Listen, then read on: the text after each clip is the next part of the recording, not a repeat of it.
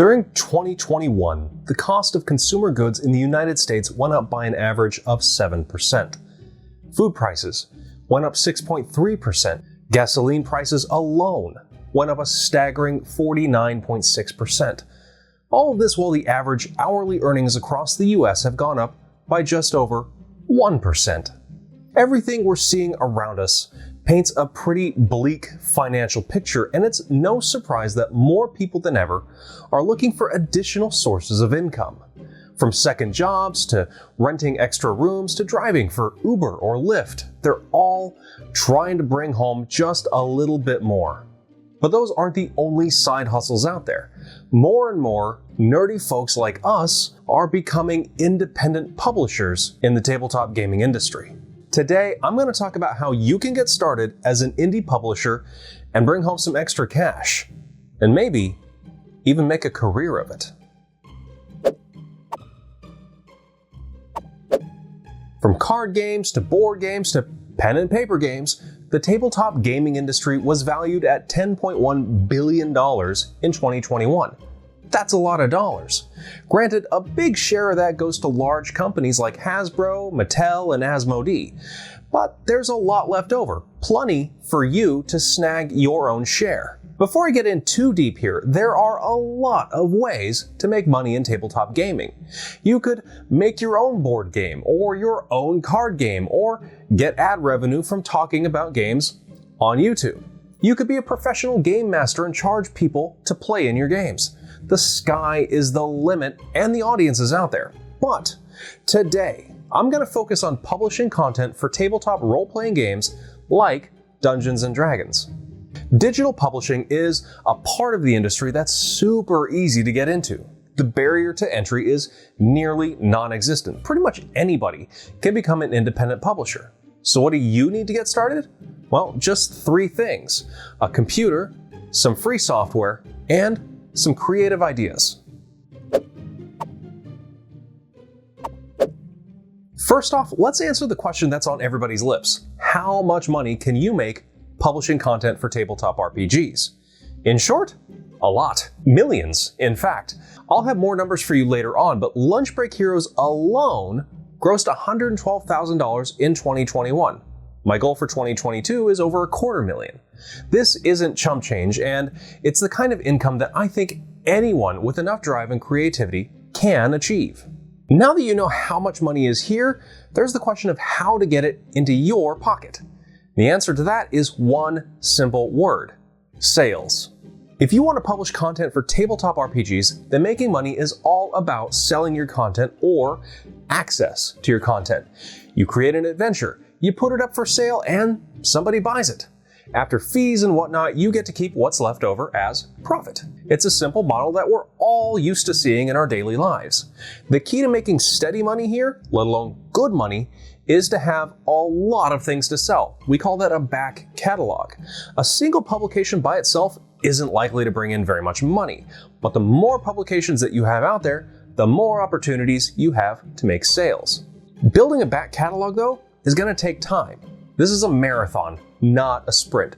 So strap on your running shoes and don't quit your day job just yet. Everything starts with your first publication. So let's talk about what goes into that. Your first step is going to be to come up with an idea. It can be an adventure, a character class, a setting, or a whole new set of game rules. I publish original adventures for Dungeons & Dragons, so I'll use that as my example. Now, once you have your idea, your next step is to put that idea down on a page somewhere and develop it. Really flesh it out and get it as good as it can be. This is probably the longest phase in any publication, or at least it is with mine. In my case, all of this means writing the adventure out in Google Docs, editing it, testing it, and making sure it's ready for the masses. Once all of this is done, we have what I would call a prototype. Step 3 is to take that prototype and make it look good. Get it ready for customers. This process is often called layout or visual design, and it's where all the stuff that you wrote down earlier gets put onto a nice looking page or a card, and it gets custom fonts and images and stuff like that. I do all of this in Adobe InDesign, but you can use a site like GM Binder or Homebrewery, or other free applications like Scribus or LucidPress. Through those applications, you can export your finished prototype as a PDF or a collection of different files. A huge part of this step is art direction.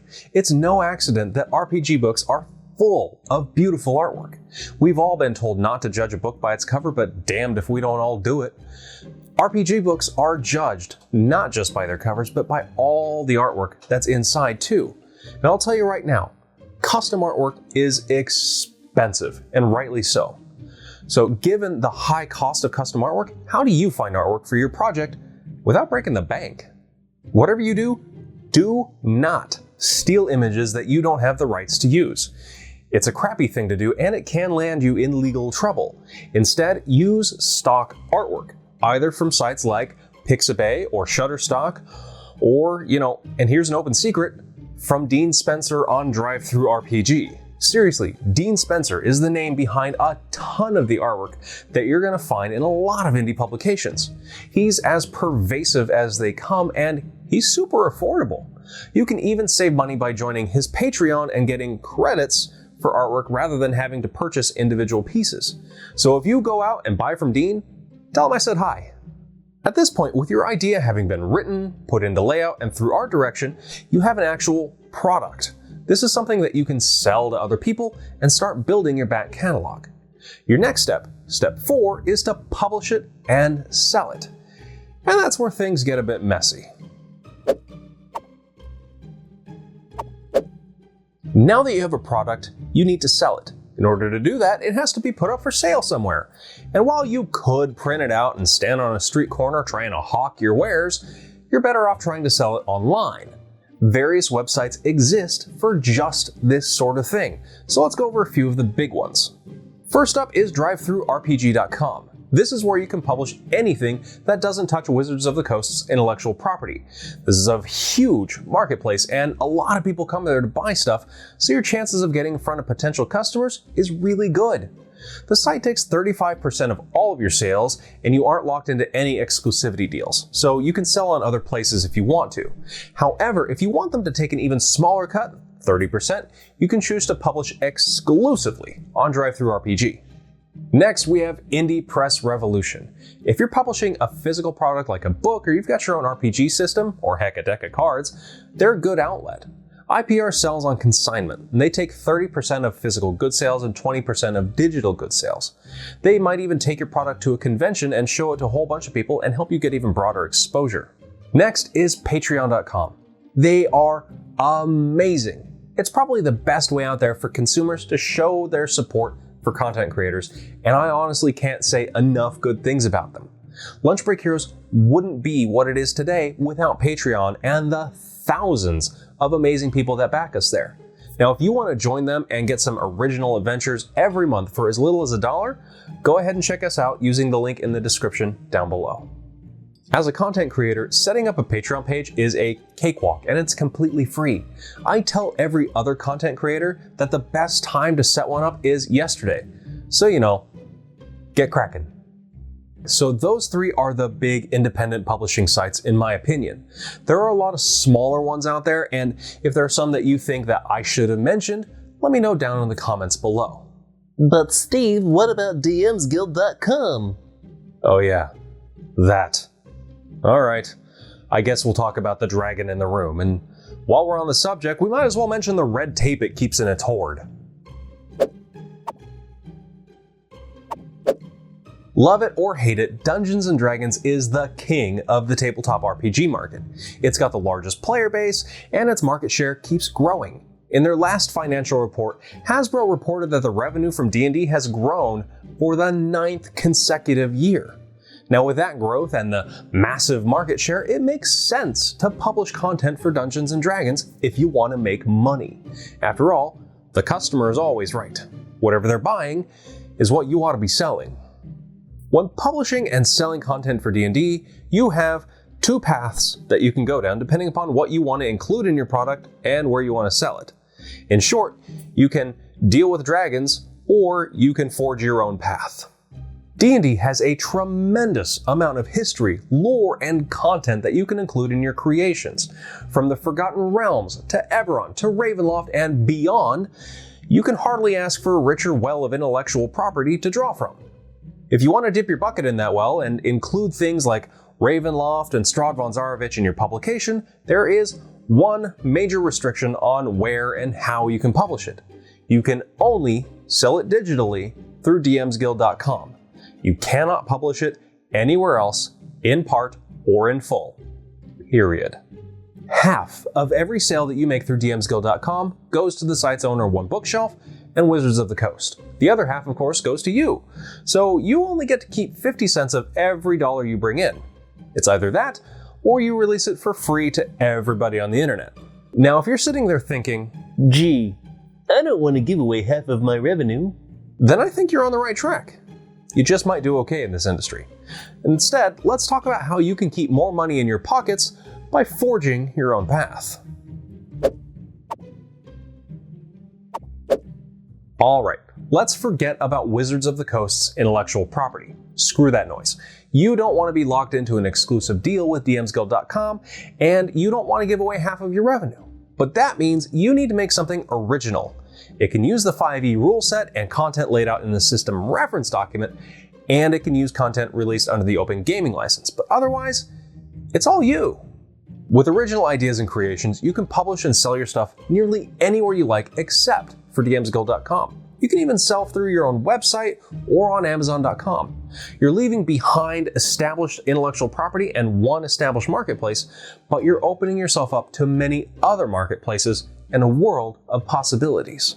There is a ton of money to be made with original ideas, especially in the area of crowdfunding. Kickstarter, for example, is great for independent tabletop publishers. Let's take a look at some examples of projects from indie publishers that raised a ton of money and didn't have to leverage intellectual property from Wizards of the Coast. Strongholds and Followers brings to 5th edition, well, Strongholds and Followers.